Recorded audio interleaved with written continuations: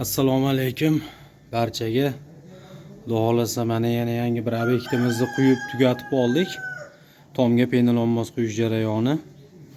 Hozirgi manzilimiz Farg'onada. Bu ko'rib turgan taraflarning loy suvoq ustidan quydik. 10 sm qilib. Bu past taraflar hammasi loy suvoq usti. Bu peshomonlarimiz vassalida ustiga quydik. Ko'rib turganlaringiz xudo xolasa yaxshi holatda chiqyapti. Qachishlari, qattiqligi. Bu taraflarimiz ham bo'ldi. Ozmashcha joyimiz qolgan. Ko'rib turganlaringiz shunday materialni solamiz. Vassalida ustiga shuni ustidan quyaveramiz. Bir boshdan yamab olganimizdan keyin ustimizdan quyib ketaveramiz.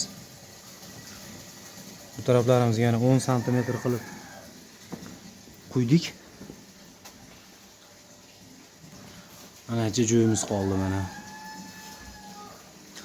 Bu mahsulotimiz tarkibida ko'rib turganlaringiz suv quyiladi. Gips tashlanadi, sement qo'shiladi. Bu apparatimizdan penas chiqadi. Shularda aralashmasi quyilaveradi bir boshdan. Hozir bir quyib ham ko'rsatib beramiz. Boshida shunday holatda suyuq bo'ladi bu narsa.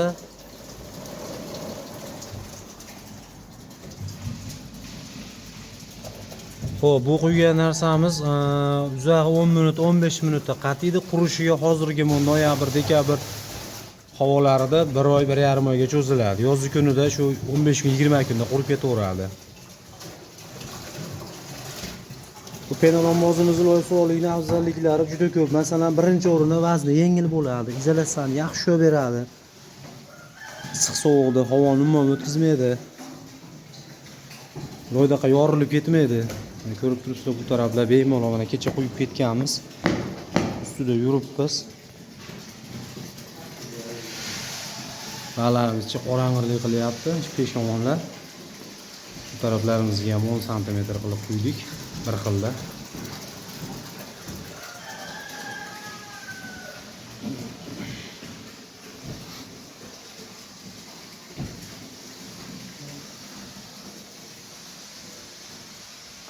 $300 kvadrat joyimiz bor edi. Loy suvoq usti, vassali usti bo'lib 3 kundan beri quyib tugatib oldik, xudo xolasa mana bugun.